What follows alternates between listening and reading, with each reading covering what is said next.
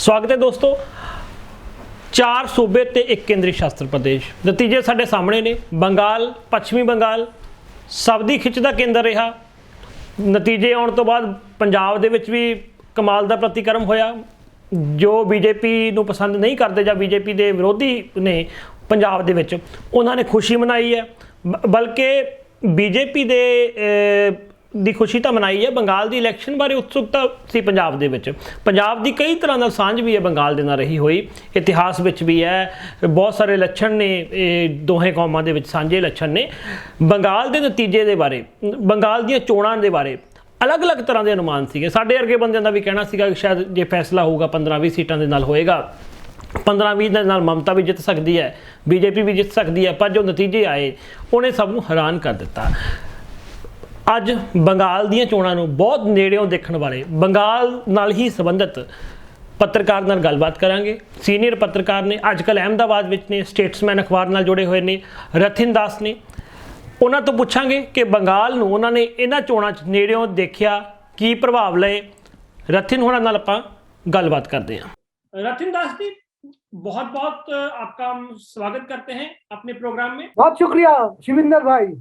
रथिन, आप हमें बताएं कि आपने बंगाल में पैदा हुए हैं, आपने कई सारी इलेक्शन देखी होगी, लेकिन जो इस बार की इलेक्शन है इसमें आपको क्या खास लगा? खास करके जो ये नतीजे आए हैं, हम जैसे बंदे चंडीगढ़ में बैठे कह रहे थे कि शायद 15-20 का फर्क रहेगा, या तो 15-20 सीटें बीजेपी की ज्यादा होगी या तृणमूल की होगी। जो हमारे लोग मित्र हमारे बंगाल से आ रहे थे वो भी लगभग यही कह रहे थे। जो आपने देखा और जो नतीजे सामने आए उसमें कितना फर्क नजर आया आपको? शुक्रिया शिविंदर जी। मैं पहले आपको बता दूं, मैं बंगाली जरूर हूँ, मातृभाषा बंगाली है, लेकिन मैं पैदाइश दिल्ली का हूँ, दिल्ली में रहा हूँ। फिर मेरे को हमारे संपादक महोदय ने 30 साल पहले एक लात मारा था। वो लात मारने के बाद मैं गिरा था जाके केरल। केरल में था 4 साल। उसके बाद मैं गुजरात में आया 27 साल पहले। और बंगाल का इलेक्शन मैं पहले कभी नहीं देखा। मैं जाता आता रहता हूँ। अच्छा। लगभग एवरेज में औसतन साल में 2 बार या 2 साल में 3 बार तो हो जाता है। ठीक है। ये इलेक्शन में शिविंदर जी काफी पहलू है जी। एक तो नेगेटिव इम्पैक्ट और कुछ पॉजिटिव इफेक्ट। जी। अच्छा, ये जो बात है, अगर कोई भी बाहर का आदमी बंगाल जाए, लोगों से बात करेगा, तो उनको पता चलता था कि ममता सरकार से, 10 साल की सरकार से ज्यादा लोग खुश नहीं थे। ज्यादातर उनको बोलते ही थे करप्शन है, ये है, कट मनी, गुंडागर्दी, ये लोग बहुत ही बोलते थे। तो फिर ताज्जुब की बात है कि अगर ज्यादातर एवरेज लोग इनके खिलाफ इतना बोले, तो फिर भी इनके पास इतना वोट कैसे आया, कहां से आया? तो यहाँ पे समझने की बात है कि कुछ हद तक अगर नेगेटिव पब्लिसिटी बहुत बहुत किया जाए किसी के खिलाफ, तो वो कहीं काउंटर प्रोडक्टिव हो जाता है। यहाँ पे यही हुआ है। अच्छा, आपको मैं पहले पॉजिटिव साइड बता दूं कि उनके खिलाफ और उनके पार्टी के खिलाफ, पार्टी के लोग, क्योंकि एक तो बात है, ये तृणमूल पार्टी जो है, ये कोई एक विशेष आइडियोलॉजी के आधार पर तो है नहीं। ये बनाई था एंटी कांग्रेसिज्म। वो कांग्रेस का तब उसकालीन जो नेता लोग थे उनसे नाराज होकर निकल गई ममता, उसके पीछे पीछे बाकी नाराज। जैसे कांग्रेस से टूट के अलग अलग बनते हैं, कभी केरला कांग्रेस, कभी बंगला कांग्रेस, कभी तमिलनाडु कांग्रेस बनता है, वैसे ही बना। लेकिन फिर उनके सामने मेन सरकार में थे सीपीएम, तो उनके खिलाफ लड़ते लड़ते, ठीक है, वो अलग बात है कैसे वो सरकार में आई 10। लेकिन ये 10 साल में एंटी इनकम्बेंसी बहुत था, लेकिन उसके बावजूद कैसे आ गया? ये कुछ तो शहरी इलाका में उनके खिलाफ बहुत रोष था। किसी से बात कर रहे, हर दूसरे तीसरे आदमी बोलेगा हाँ करप्शन है, ये है, ये। और कई लोग जो कि सीपीएम के गुंडागर्दी और करप्शन लोअर लेवल पे, लोकल लेवल पे, उनके खिलाफ गुस्से में जिन्होंने वोट देके ममता को लाए थे, वो लोग भी बोलते थे कि ये तो करप्शन में उनसे भी ज्यादा आगे निकल गए। तो फिर क्या हुआ कि ऐसा रिजल्ट आया। इसमें आप देखेंगे कि शहर में भी ये लोग जीते हैं। अच्छा, शहर में बाद में आता हूं। अब बात है ग्रामीण इलाका में। कलकत्ता और बड़ा शहर सिलीगुड़ी, एक दो वर्धमान और इंडस्ट्रियल एरिया ऑफ आसनसोल छोड़ दे तो मेनली वेस्ट बंगाल आज भी रूरल है, काफी रूरल है। वहां पे क्या हुआ, वहां पे जो ममता दीदी ने जो कुछ स्कीम किया है बिल्कुल आम लोगों के लिए, स्पेशली लड़कियों के लिए, उससे काफी फर्क पड़ा है। हाँ, हो सकता है ये कुछ स्कीम नकल है दूसरे स्टेटों का, जैसे कि लड़कियों को साइकिल दिया बोल रहा था, तो कुछ स्कीम जैसे कि सबूज साथी, सबूज मतलब हरा साथी, हाँ, फिर इसमें लड़कियों को साइकिल दिया गया। और ग्रामीण इलाका में कुछ ऐसा समस्या है जो कि स्कूल फाइनल पास करने के बाद तब 17-18 साल की हो जाती है लड़की है, उनको आगे नहीं पढ़ाते। तो आगे नहीं पढ़ाने से क्या होता है, वो जल्दी से शादी करवा देते हैं, and it's the end game for the girl. जल्दी से वो उसका 19 साल 20 साल की में शादी हो गया, बस चला गया, खत्म कहानी। हाँ, तो उससे मॉर्टलिटी ये सब जो होता है ड्यू टू अर्ली मैरिज, वो सब होता है। वो रोकने के लिए इनको बोला कि तुम लोग अगर स्कूल के बाद शादी नहीं करके कॉलेज में पढ़ोगे तो उनके लिए एक अमाउंट दिया, मेरे ख्याल से 5,000 रुपया एक है, उनके नाम में नहीं दिया, उनके नाम में दिया लेकिन उनके हाथ में नहीं दिया, बैंक में फिक्स डिपॉजिट रख दिया। जबकि वो ग्रेजुएशन करके निकलेंगे और शादी नहीं किया होगा तब तो उनको मिलेगा वो फिक्स डिपॉजिट अमाउंट। तो इससे काफी अच्छा हुआ। अच्छा, इसमें गांव में ये जो लड़कियों का अच्छा हुआ, जो स्कूल के बाद शादी करने में मजबूर नहीं है हुआ, मतलब उनका फैमिली भी मजबूर नहीं समझा कि क्या कराएंगे पढ़ा के, तो शादी हो जाएगा। जी, बिल्कुल जी। हाफ हार्टेडली कॉलेज में दाखिला ले लिया, लेकिन इसका एक स्पिन ऑफ है, 1-1.5 साल में वो कॉलेज एजुकेटेड बन रहे हैं। हाँ, अच्छा, दूसरा, और उस एजुकेशन का जो फायदा दूध का दूध पानी का पानी देख सके, वो सब तो बाकी आइडियोलॉजिकल या पॉलिटिकल बात है। दूसरी है, सबसे बड़ा गेन है, लगभग 6 महीने पहले इलेक्शन डिक्लेयर होने से मेरे ख्याल से 5-6 महीना पहले एक हेल्थ कार्ड इशू किया जिसको बोलते स्वास्थ्य साथी। स्वास्थ्य एज यू नो, हेल्थ साथी मतलब स्वास्थ्य का सहेली, हेल्थ कार्ड। हेल्थ कार्ड ये रूरल एरिया में बहुत ही फायदेमंद रहा है। भले ही सबको जरूरत नहीं पड़ा, ये है कि वो कार्ड लेके जाइए और सरकारी हॉस्पिटल में इलाज मिलेगा। और सरकारी हॉस्पिटल में फ्री इलाज नहीं मिला, वो बोला कि ये बीमारी हम काबिल नहीं है चलाएंगे, वो प्राइवेट में भेजेंगे, तो वो भी प्राइवेट वालों को भी वो फ्री में इलाज करना पड़ेगा, उसका पैसा जो भी लगे वो सरकार दे देगा। और वो कार्ड देने के बाद काफी लोग बीमार नहीं पड़े तो अच्छी बात है, लेकिन कुछ लोग जो बीमार पड़े, आप तो गांव में जाते हैं जानते होंगे, गांव में भले ही सब लोग ठीक है, अगर 2-4 भी बीमार पड़ा और उनको शहर का नजदीकी शहर में जाके इलाज मिला, वो वापस जो गांव में खबर पहुंच जाता है कि फलाना को बीमार पड़ा था शहर में, उसको इलाज लेके वापस होके, तो उसका इफेक्ट काफी 100-200 लोगों में चला जाता। ये बात हुआ, और ये सब है पॉजिटिव चीजें। हाँ, ये पॉजिटिव चीजें शहर के लोगों का या मीडिया लोगों का जो परसेप्शन है अब Trinamool Congress being a corrupt government, वो निगेट नहीं करता, वो न्यूट्रलाइज नहीं करता। लेकिन ये करप्शन जो है, गुंडागर्दी करते हैं इनके कैडर, ये गांव में भी लोग जानते हैं, अच्छी तरह जानते हैं। लेकिन दूसरा इनका इम्पैक्ट जो negative impact of the high voltage campaign. और आज के दिन में आप जानते हैं लोग इतना समझ गए, ये सोशल मीडिया तो लगभग प्रूव कर दिया है कि हाईली सोकॉल्ड हाईली एजुकेटेड लोग कितना बेवकूफ हो सकते हैं, कि उनका ब्रेन वॉश कितना जल्दी और कितना कंसिस्टेंटली किया जा सकता है, ये तो गोदी मीडिया और सोशल मीडिया में कर दिया। लेकिन लोगों का जो इनहेरेंट इंटेलिजेंस है, the feeling of getting insulted every now and then, ये जो बीजेपी शासित राज्य का मुख्यमंत्री लोग जाके जो विशियस कैंपेन किया कि बंगाल में कुछ नहीं है, कुछ नहीं किया, ये गुजरात मॉडल बना देंगे, फिर उत्तर प्रदेश का मुख्यमंत्री जाके बना के कि उत्तर प्रदेश से लोग आके इनको पिटाएंगे, ठीक कर देंगे, वो कर देंगे, ये सबका बहुत नेगेटिव है। लोग अपने आप को पूछने लगा है कि क्या हम क्या इतना बुरे हैं?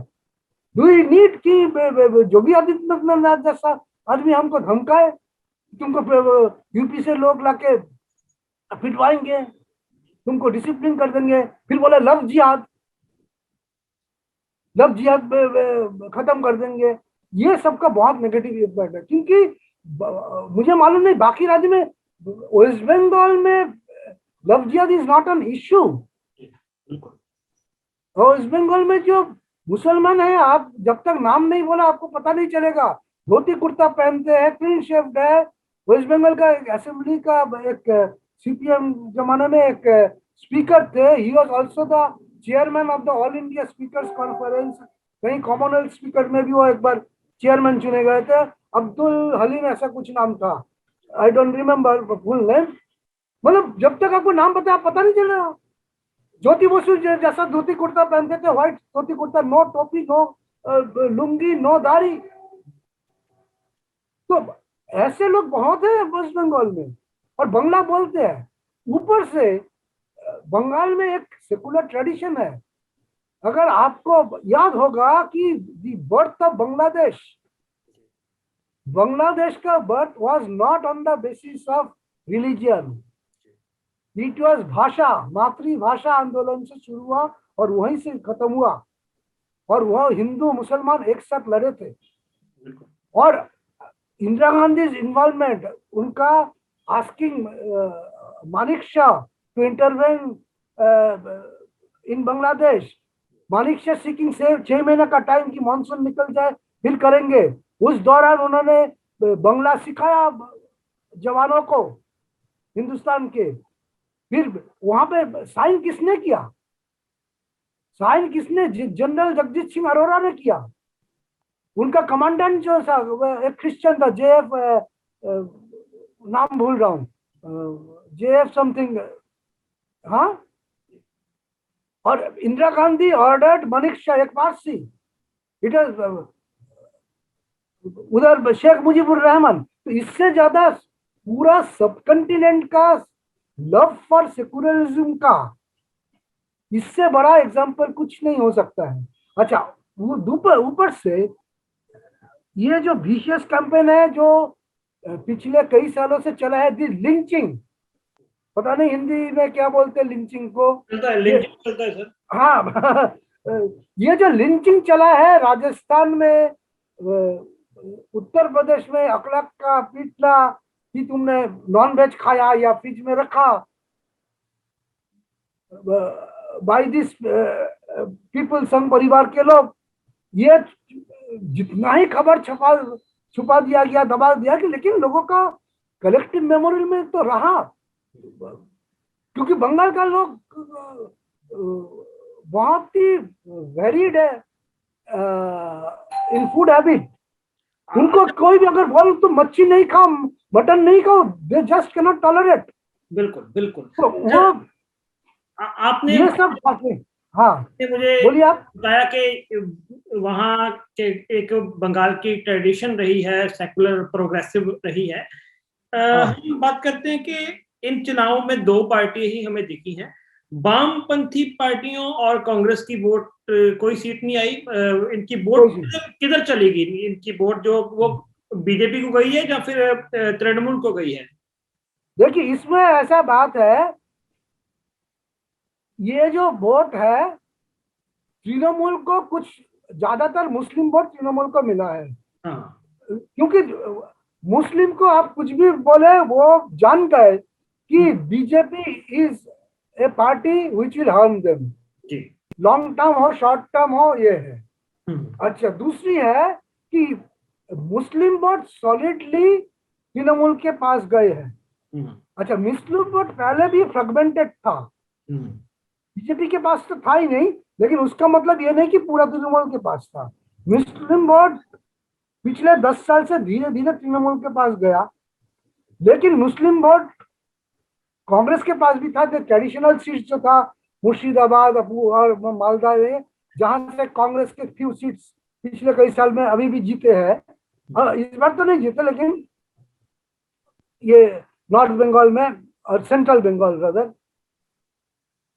लेकिन ये जो बीजेपी का sustain campaign, the lynchings all over the BJP ruled states for last 3 to 5 years, ये सब मैसेज गया जाके, इसमें एक फियर साइकोसिस क्रिएट किया कि बीजेपी आएगा तो हमारा लाइफ रिस्क है, बिजनेस रिस्क में। पहले तो ये लोग मटन का दुकान बंद करेंगे, ये सब बातें चला गया। तो इसलिए मुस्लिम वोट पूरा तृणमूल के पास नहीं था, ये बटा हुआ था Trinamool, CPM, Congress.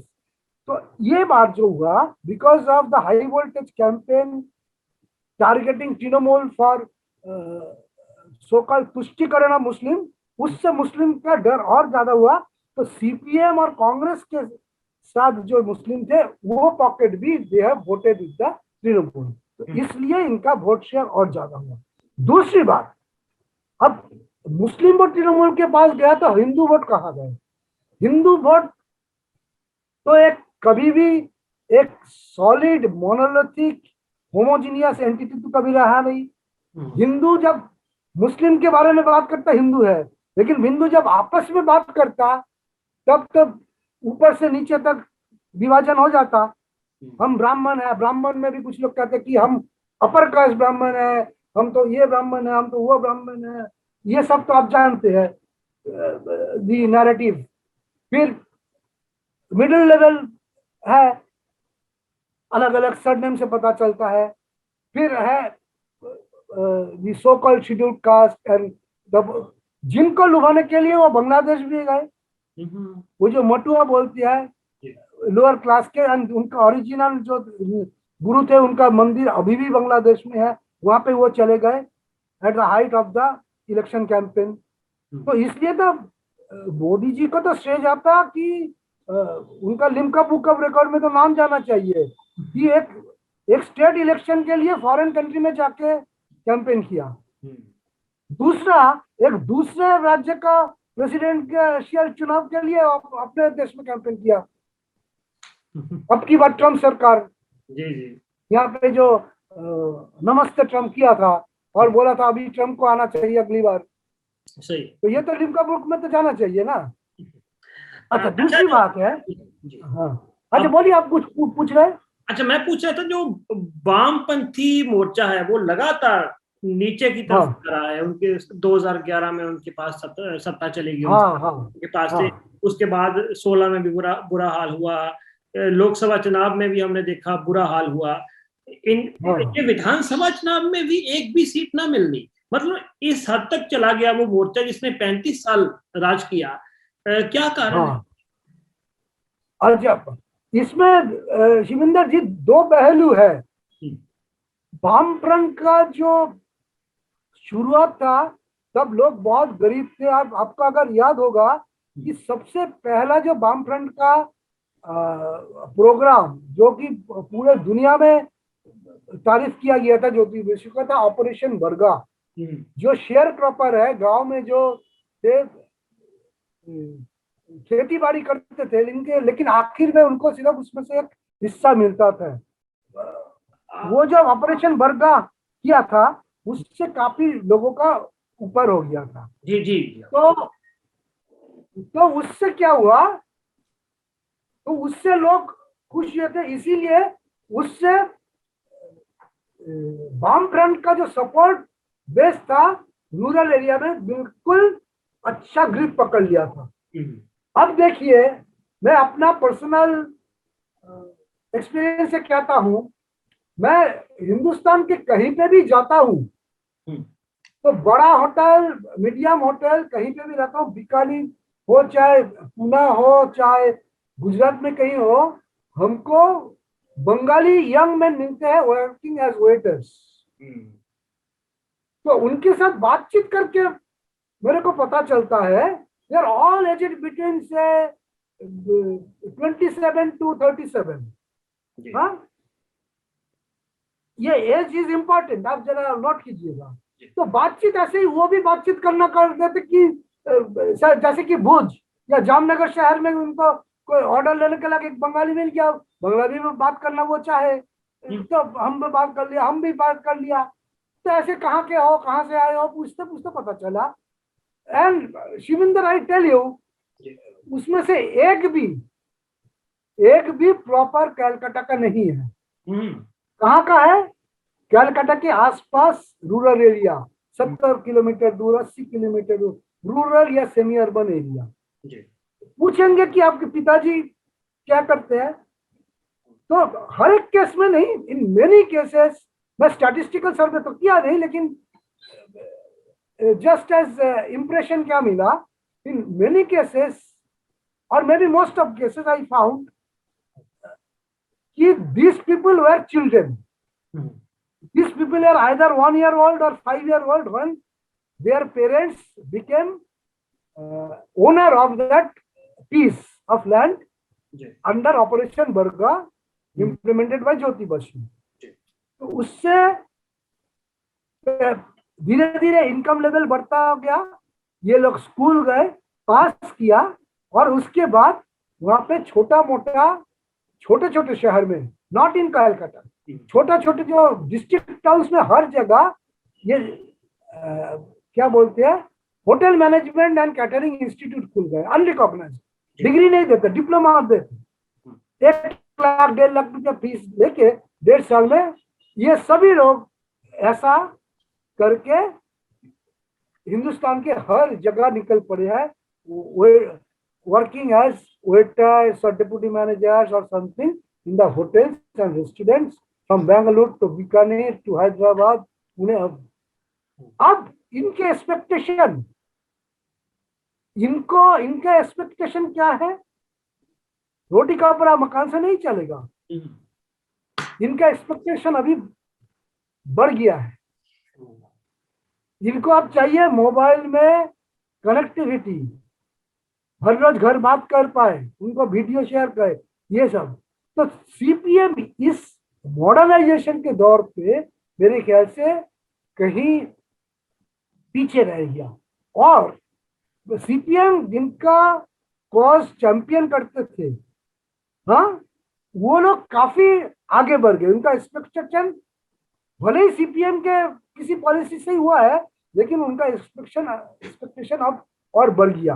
This is दादा, इसमें एक बात और भी है ना, इसमें पर्सनल ऑब्जर्वेशन। लेकिन इसमें एक बात और भी है ना कि जैसे सीपीएम ने जो कहती रही कि हम सरमायादारी के विरोध में हैं, हम कैपिटलिज्म के विरोध में हैं, तो हमने नंदीग्राम देखा, सिंगूर जैसे मामले हमारे सामने आए, और यहाँ तक भी आया कि सीपीएम ने खुद ऐसे बहुत सारे कदम उठाए जो पूंजीपतियों के पक्ष में थे अपने राज्य में, और सीपीएम की उसी तरह गुंडागर्दी भी रही है। क्या वो सारे कारण जिम्मेवार नहीं होंगे? हाँ, आखिरकार तो जब इनका लास्ट फेज में ये लोग बहुत ही एरोगेंट बन गए थे, there is no doubt about it, और यही लोग तृणमूल में चले गए। और वहां पे भाजपा भी गए। हाँ, भाजपा में भी चले गए ये लोग, कुछ लोग। हाँ, भाजपा भी तृणमूल से ही गए जी, यही लोग गए तृणमूल से भाजपा में गए, यही लोग हैं। और इस बार ऐसा किया लास्ट मोमेंट में, सीपीएम लीडरशिप आल्सो बंगाल में, दे हैव रियलाइज्ड कि फाइट को अगर ट्रायंगुलर रखे तो ये दोनों के झगड़े में बीजेपी ज्यादा सीट ले जाएगा। इसलिए आई डोंट नो कि वेदर ऑफिशियल इंस्ट्रक्शन था या नहीं था, लास्ट मोमेंट में सीपीएम के लोग भी जाके तृणमूल के साथ वोट दिया है, besides to prevent BJP to come to power. दादा ये सवाल बात ये है, डायरेक्टली सवाल दादा हाँ ये सवाल उठता है कि 35 वर्ष इन्होंने राज किया, ठीक है, इस राज्य में जिनका मोटिव ये रहता था कि हमने फिरका प्रस्त ताकतों को आगे नहीं आने देना, बीजेपी जैसी इंतहा पसंद ताकत को, लेकिन हमने देखा कि सीपीएम का एक पूरा काडर टूट के बीजेपी में चला गया और बीजेपी का इस बार बीजेपी ने 38% वोट लिया है विधानसभा में। तो मतलब इनकी 35 साल का राज फिर काहे का था? इनकी जो आइडियोलॉजिकल जो लड़ाई थी वो कहाँ रह गई? मतलब इनके राज्य में जहां इन्होंने 35 वर्ष राज किया वहां बीजेपी हावी होगी, तो ये मॉरली फिर कहाँ स्टैंड करते हैं? नहीं, ये तो बहुत बड़ा सवाल है।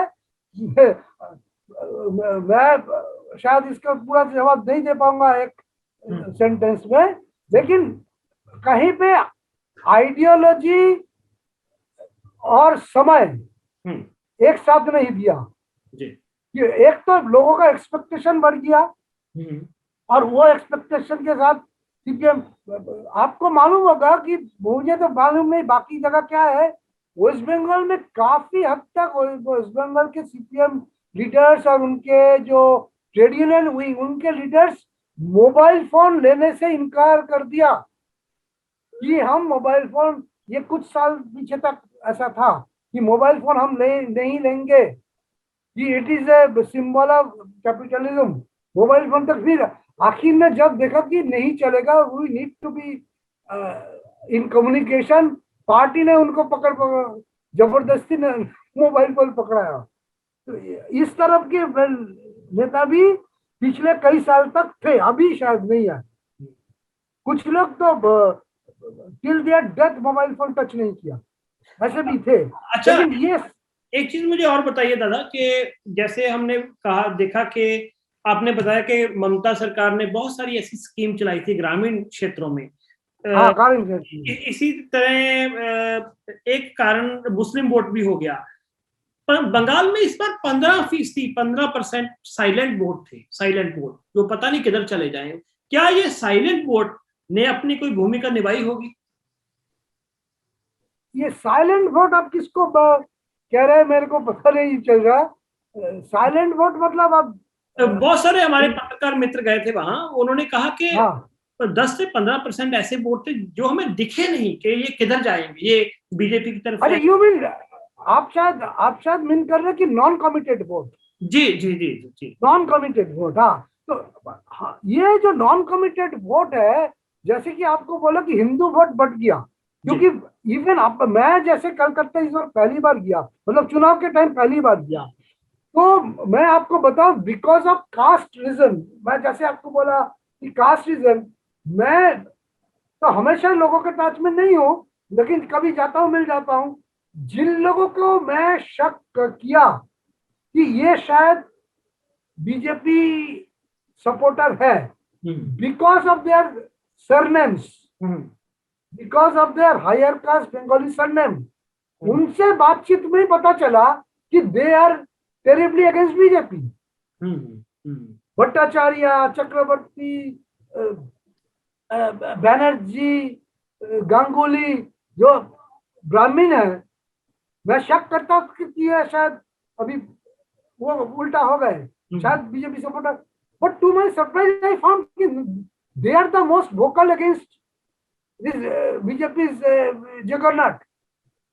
अच्छा, दूसरी बात एक और है जो मैं भूल गया बोलने, ये नेगेटिव कैंपेन वहां का। जब एक तो मोदी जी ने जो हाई वोल्टेज कैंपेन किया, उसमें जो मजाक किया ममता का, दीदी ओ दीदी ओ दीदी ऐसे करके जो मजाक किया, this was not taken well by people, specially by women.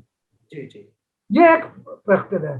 दूसरा, उनका पैर टूटा, और उसके पैर टूटा तो वो व्हील चेयर में थोड़ा सा साड़ी उठा के रखते थे, उसको वहां के जो बीजेपी प्रेसिडेंट है दिलीप घोष, उन्होंने उसका बड़ा मजाक उड़ाया इन पब्लिक। उनका अगर पैर ही दिखाना है तो बरमूडा पहन के घूमे। So this is something not accepted even by those who have sympathy for BJP. वो लोग, बट जब उनको कोई टीवी डिबेट में पूछा गया, वो इतना एडमेंट है, वो उसमें स्टक टू कि मैं कोई गलत नहीं बोला, उससे और फर्क बोला, it was on live TV, कि मैं कहना कि अगर उसको प्यार दिखाना तो बरमूडा पहन ले। वो ये सब है। दूसरा कि एक तो वो जो दाढ़ी जो बढ़ाया, although he never claim to imitate Rabindranath Tagore, लेकिन मैसेज वही गया, बोले या ना बोले, ना मोदी जी खुद, ना बीजेपी खुद बोले, अनाउंस किए, ना दूसरे बीजेपी लीडर को देखो रविंद्रनाथ ले आए या रविंद्रनाथ है, लेकिन message was clear, he is trying to imitate Tagore. और वो सबसे बड़ा बंगाली मिडिल क्लास को दादा, मुझे ये बताइए कि जो मोदी का जो दाढ़ी बढ़ाना है, ये रविंद्रनाथ टैगोर की नकल है या फिर आनंद मठ के सन्यासी की नकल है? आनंद मठ में अगर, हाँ समझ गया आपकी बात, लेकिन अगर वो है तो that has also miserably failed. That has also miserably failed. Modi जो भी सिंबल चुनता है, चाहे उसने से पहली दफा इलेक्शन लड़ी, लोकसभा की इलेक्शन लड़ी, तो वो जाके वाराणसी गया, जिसको उसने हिंदुइज्म के सिंबल के तौर पर उभारने की कोशिश की। तो बंगाल में जो बड़ी दाढ़ी है वो टैगोर की तो नकल नहीं हो सकती, क्योंकि टैगोर को तो ये हमेशा ही टैगोर के तो विरोधी रहे हैं, ये आनंद मठ वाले सियासी की, सन्यासी की तो हो सकती है। लेकिन वो आनंद मठ वाले को अभी बंगाल में कौन पूछते हैं, कौन, उनका कोई इम्पैक्ट नहीं है। देखिए बंगाल में ऐसे दाढ़ी बढ़ा के जाएंगे, और वो भी कोई दूसरा आदमी जो नॉर्मली दाढ़ी नहीं बढ़ाता, who is media savvy, who is trying to be photogenic, उसका इंटरप्रिटेशन ये निकलेगा, ये निकलेगा। और इसमें एक बहुत बड़ा बात है, यहाँ पे गुजरात में आपको मैं बताऊं, नवंबर महीने में एक पत्रकारों का एक समावेश था, उसमें एक पत्रकार जो दाढ़ी रखता है नॉर्मली, लेकिन उस बार ज्यादा ही बढ़ा लिया था, उसमें उसके साथ कुछ मजाक हो गया, तो उसको किसी ने बोला कि भाई मोदी भी दाढ़ी बढ़ा रहा है, हाँ, तो उसने जो बोला, वो काफी रिस्पेक्टेड पत्रकार है, very well connected to all parties, उसने बोला हाँ हाँ मोदी जी जैसा, लेकिन मोदी जी का जो दाढ़ी है वो सिर्फ बंगाल का इलेक्शन तक, बंगाल का इलेक्शन तक है उनका दाढ़ी। इसका मतलब क्या है, ये मैं आपको बात कर रहा हूं, to be precise I remember the date, 18 नवंबर की बात है। एक बड़ा पत्रकार गुजरात का एडिटर है, वो नॉर्मली दाढ़ी रखता है, फिर थोड़े बढ़ा दिया बिकॉज ऑफ कोविड, और मास्क पहन के आया, फिर भी लोगों ने बोला अच्छा मोदी जैसा दाढ़ी बढ़ा, बोला हाँ हाँ, लेकिन मोदी का दाढ़ी तो बंगाल का इलेक्शन तक ही है। पर coming from his mouth, people have reasons, जो यहाँ पे पत्रकार है या अदरवाइज वेल इन्फॉर्म्ड पीपुल है, people have reasons to interpret this comment that he has some information about the true intent of that big दाढ़ी। अच्छा, मुझे आप ये बताइए अपना दादा, कि बीजेपी ने तमाम कोशिश की, पूरे प्रधानमंत्री भी लगे रहे, उनके मंत्रीगण लगे रहे, फिर एमपी आए, और बीजेपी के राज्य वाले मुख्यमंत्री भी यहाँ पहुंच गए, 8 चरण थे चुनाव के, ये सब कुछ हुआ, नफरत की सियासत भी बहुत हुई, नफरत की राजनीति हुई, फिर भी बीजेपी हार गई। लेकिन एक सत्य है, वो सत्य ये है कि बीजेपी ने की 38% वोट आ गए, और इस बंगाल की ट्रेडिशन जो प्रोग्रेसिव है, जहां मतलब के बंगालियत की भावना है, वहां इन्होंने हिंदू मुसलमान कर दिया। तो अब भी हमने देखा कि जैसे ममता जीती तो हिंसा की घटनाएं हुई, बीजेपी के दफ्तर की तोड़फोड़ होगी। हालांकि बंगाल में सीपीएम द्वारा तृणमूल के बंदों को मारे जाना, और तृणमूल के द्वारा सीपीएम के बंदों पे हमले होना ये कोई नई बात नहीं है। लेकिन अब जो नई बात जुड़ गई है वो ये है कि हिंदू वर्सेस मुसलमान हो गया। बीजेपी ने इस लड़ाई को, पहले दो पार्टियों वर्कर्स की लड़ाई होती थी, अब इसको हिंदू मुसलमान बना दिया।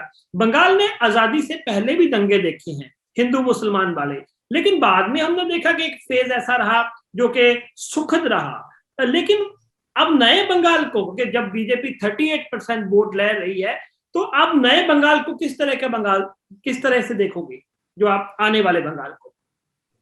देखिए, अगर मेरे को आप फ्रैंकली पूछे तो मैं बोला हूं अभी सेकुलर फोर्सेस को खुश होने की कोई जरूरत नहीं है, क्योंकि ये जो 3 सीट से 77 सीट तक पहुंचे गए और वोट शेयर यहां तक पहुंच गए, this is a danger signal.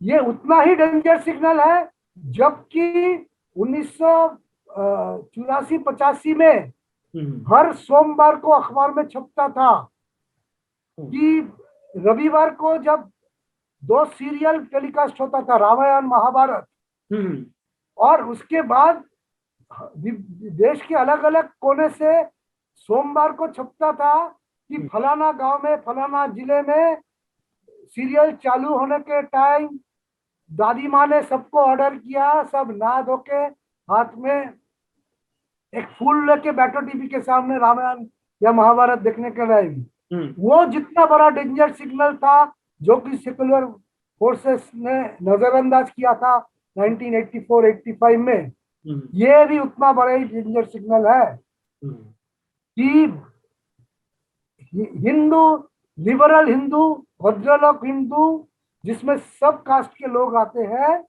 ऊपर से बढ़ चुके हैं, and they have fallen or rather succumb to the high voltage Hindu Muslim narrative in Bengal also. This is the message. अब सत्ता से दूर रहे जरूर बीजेपी, लेकिन the inroad they have made is very danger signal, very very danger signal. और आपने अगर पिछले 24 घंटे में अगर सोशल मीडिया में मिला होगा, आपको पता नहीं मिला होगा कि बीजेपी का IT cell is already working on that. उनका एक मैसेज है जो कि सभी जानते हैं, मतलब जो ख्याल रखते हैं कि राज्यसभा में they will, but next Rajya Sabha election जब भी होगा नेक्स्ट राउंड, राज्यसभा में इन असेंबली इलेक्शंस के वजह से BJP will have their majority now with Lok Sabha majority plus Rajya Sabha majority.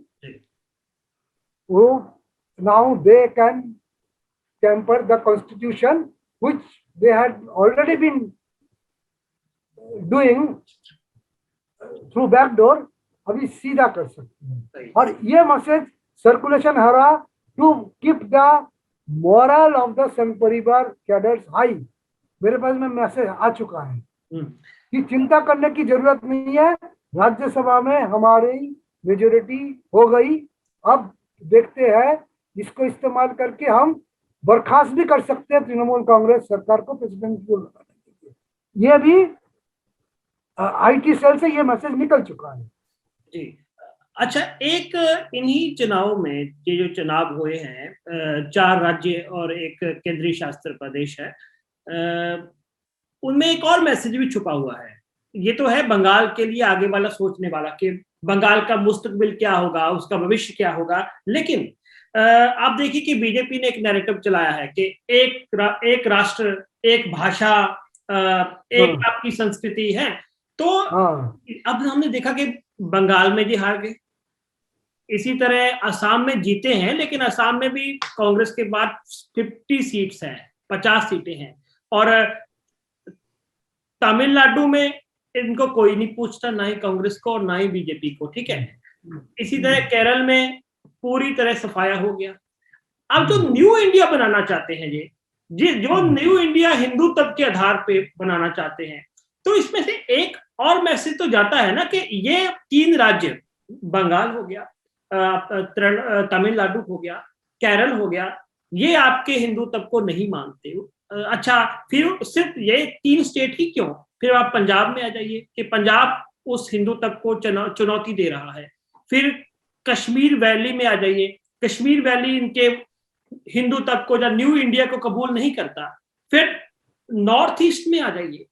तो मतलब ये 3 राज्यों के जो चुनाव बीजेपी के उल्ट आए हैं, नतीजे बीजेपी के उल्ट आए हैं, इनका मैसेज क्या है? क्या आपको नहीं लगता कि ये हिंदू राज्य को, इनके जो न्यू नेशन को चुनौती नहीं देते जी?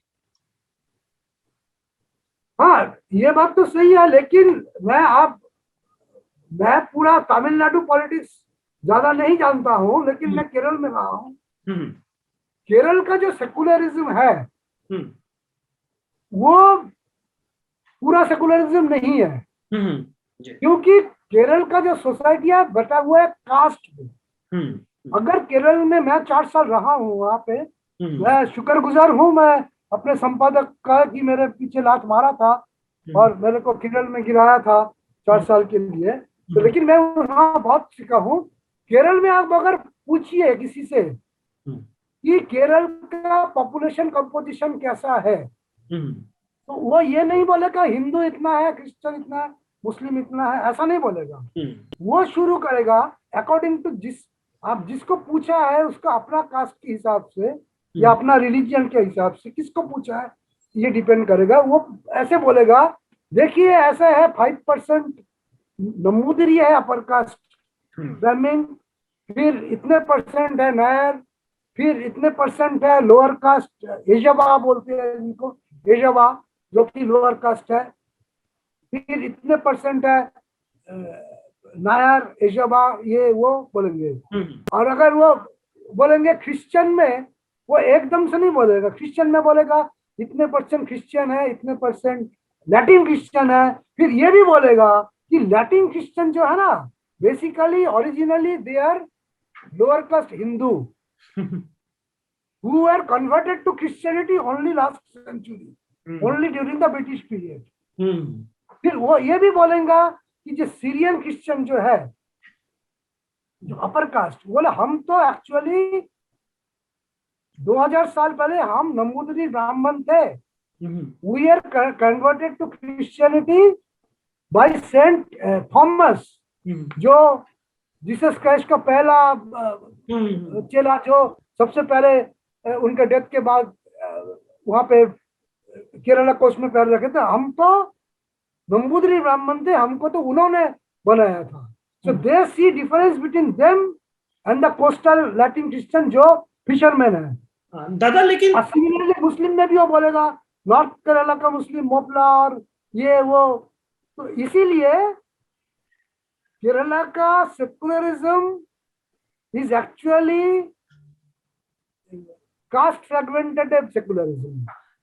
चाहे वो कास्ट वाला भी हो, लेकिन ये कास्ट वाला मसला भी तो हिंदू तब को तो चुनौती दे ही रहा है, चैलेंज तो कर ही रहा है ना। जैसे ये एक ही रंग हो, लेकिन इसका मतलब हिंदुस्तान में। लेकिन केरल का एक बढ़िया बात भी है, केरल का एक बढ़िया बात भी मैं आपको नोट डाउन कराऊंगा कि केरल में कास्टिज्म और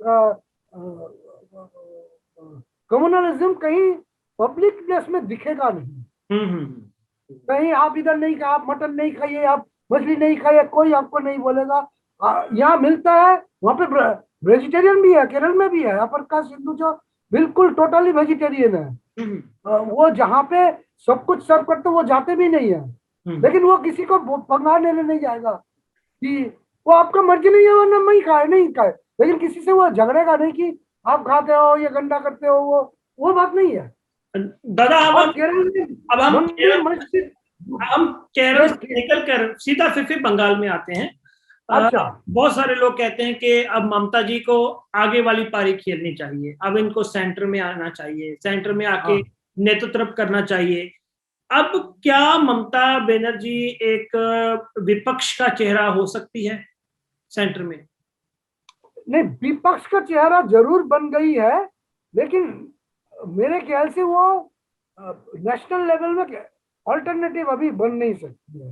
क्योंकि उसका कोई पार्टी का जो बेस है, ये अभी तो फिलहाल एंटी मोदी उसमें जीत गई, बिकॉज उसको काफी एक्सटर्नल फोर्स भी मदद किया, including the negativism negativism of the high voltage BJP campaign. जो नेगेटिव कैंपेन कहा, वो एक बंगाल का अस्मिता, जो यहाँ पे मोदी बोलते थे गुजरात का अस्मिता, उन्होंने जनरेट किया था आफ्टर 2002। कुछ भी बोले उनके खिलाफ, वो बोलते कि ये साजिश है, सेंटर का साजिश है गुजरात को बदनाम करने के लिए। लेकिन वही साइकोलॉजी कुछ हद तक बंगाल में काम कर गया, जनरेट हुआ, बट नॉट बाय ममता। यहाँ पे तो मोदी ने जनरेट किया था, वहां पे ममता ने जनरेट नहीं किया। ये due to the negative campaign, high voltage campaign, Bengal को बुरा दिखाने का, जो टोटल गोदी मीडिया डे एंड नाइट बोलता रहा बंगाल बेकार है, खराब है, मूर्ख है, उसका एक नेगेटिव से एक आई विल से कि छुपा हुआ बंगाली अस्मिता काम कर गया, जो कि पहले बंगाल में नहीं था। क्योंकि बंगाल में आपको मिलेगा ये बंगाली विल क्रिटिसाइज ए बंगाली बहुत ही जल्दी, विदाउट एनी हेजिटेशन। अच्छा, एक मेरा और सवाल है, बहुत संक्षेप में ही मैं आपसे जानना चाहूंगा कि जो बीजेपी के नाराज हुए ममता से नाराज हुए बंदे बीजेपी में चले गए थे, अब उनका क्या बनेगा? तो उनके देखिए, ये लोग जो गए ज्यादातर कुछ फिल्म स्टार और स्टेज एक्टर थे, जो कि लगभग सभी हार गए। बिल्कुल।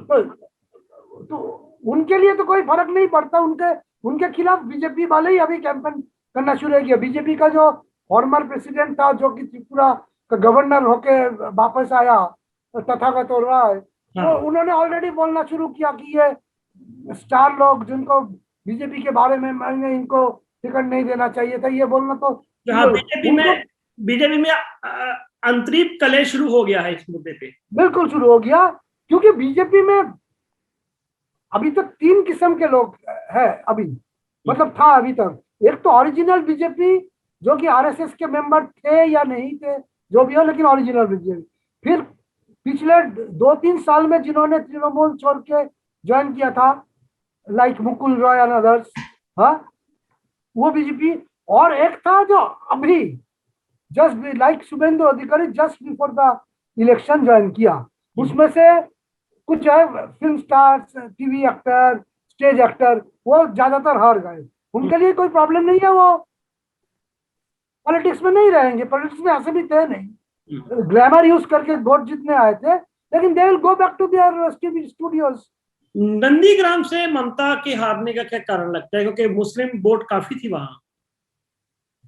देखिए, नंदीग्राम का पूरा पॉपुलेशन कंपोजिशन मेरे को ठीक से ख्याल नहीं है, लेकिन वहां पे बहुत ही ज्यादा पोलराइजेशन हुआ। और यहाँ पे शुभेंदु अधिकारी जो जीता है, ये कोई नई बात या बड़ी बात नहीं है, it is bound to happen. क्योंकि वहां पे जो नंदीग्राम में शुभेंदु अधिकारी तृणमूल का मेन कैंपेन मैनेजर, ऑर्गेनाइजर वही थे। जी जी। उनका पर्सनल इन्फ्लुएंस काफी था, इंक्लूडिंग जो एजिटेशन हुआ था उस टाइम भी। तो इसीलिए उसका कुछ हार्डकोर सपोर्टर्स है, वो कुछ भी कहेंगे, वो अगर वापस बीजेपी में जाए या दूसरे पार्टी में भी जाए, उनके साथ ही जाएंगे। इसलिए उसका personal contribution and personal following बहुत ज्यादा है नंदीग्राम में, इसलिए ऐसा हुआ। अच्छा, आखिर में दादा, आप कोई ऐसी बात मुझे बताना चाहते हो जो मुझसे ना पूछी गई हो, जहां मुझसे कुछ रह गया हो? नहीं रह गया, ये है कि एक तो मैं बोला कि बंगाली प्राइड अरेकन हो गया बाय डिफॉल्ट, मोदी ने बाय डिजाइन किया था, यहाँ डिफॉल्ट हो गया। दूसरा वो भी है, ये जो एक रविंद्रनाथ बनने का प्रचेष्टा, दूसरा जो टूटा फूटा बंगाली बोला, रविंद्रनाथ का किसी पोएम को लेके और उसका मिसप्रोनाउंसिएशन किया, उसका ठीक से उच्चारण नहीं किया, उसमें गलत मीनिंग भी चला गया, वो बहुत, वो ट्रांसलेट करना पॉसिबल नहीं है हिंदी में, लेकिन वो बंगाली लोग जानते हैं कि क्या क्या वो बोल गए, उसका गलत उच्चारण से वो कुछ गलत मीनिंग हो उन्होंने गया। तो ऐतिहासिक गड़बड़ भी बहुत किया है, रविंद्रनाथ टैगोर का रिश्ता गुजरात से भी जोड़ दिया था उन्होंने तो। हाँ हाँ, वो भी किया। अच्छा, दूसरी एक बात जो मैं भूल गया जी। 23 जनवरी को, हम्म। इस साल 23 जनवरी को जो हुआ था, आपको याद होगा, नेताजी का 125वीं बर्थ एनिवर्सरी का जो प्रोग्राम हुआ था विक्टोरिया मेमोरियल में, प्राइम मिनिस्टर गए थे और वहां पे ममता को चिढ़ाने के लिए बीजेपी के लोग घुस के जय श्री राम नारे दिए थे। जी जी। ये तो, और वहां पे ममता नाराज होके फिर स्पीच में वहीं पे कंडेम किया और उसमें बीजेपी का ट्रोल, बीजेपी का सोशल मीडिया बहुत ही कंडेम किया ममता को कि जय श्री राम से इनको नाराजगी किया है। वो भी एक कैंपेन इनका था। ठीक है, जय श्री राम से नाराजगी की ममता को क्या होना चाहिए, नहीं होना चाहिए, मुझे भी नहीं होना चाहिए, लेकिन ये मैसेज लोगों के पास जरूर गया था कि दी वेरी एक्ट ऑफ शाउटिंग जय श्री राम वो बंगालियों को अच्छा नहीं लगा, नेताजी फॉलोअर्स को अच्छा नहीं लगा कि इट इज, कुछ भी आप कहे, कुछ भी डिनायल कहे, कि द मैसेज हैज गॉन कि Jai Shri Ram slogan was politically used to embarrass Mamata and by default Netaji. ये मैसेज गया, जितना भी डिनायल कर ले, एंड एवरीबॉडी नोज, वो सब जानते हैं it was designed to embarrass Mamata and undercut Netaji's image. ये बात तो सही। दादा, आपने बहुत ही विस्तार से बंगाल की जो सूरत हाल है उसके बारे में हमें बताया। आपने खुद बंगाल को इस बार देखा इलेक्शन के समय, वहां के जो आपका तजुर्बा रहा वो हमसे साझा किया। आपका बहुत बहुत शुक्रिया। बहुत शुक्रिया। ਦੋਸਤੋ, ਤੁਸੀਂ ਜਾਣਦੇ ਹੋ ਕਿ ਸੂਹੀ ਸਵੇਰ ਇੱਕ ਲੋਕ ਪੱਖੀ ਵਿਚਾਰਾਂ ਵਾਲਾ ਸਾਡਾ ਮੀਡੀਆ ਅਦਾਰਾ ਹੈ। ਲੋਕ ਪੱਖੀ ਵਿਚਾਰਾਂ ਵਾਲੇ ਮੀਡੀਆ ਅਦਾਰੇ ਲੋਕਾਂ ਦੀ ਸਹਾਇਤਾ ਨਾਲ ਹੀ ਚੱਲਦੇ ਹੈਗੇ ਨੇ।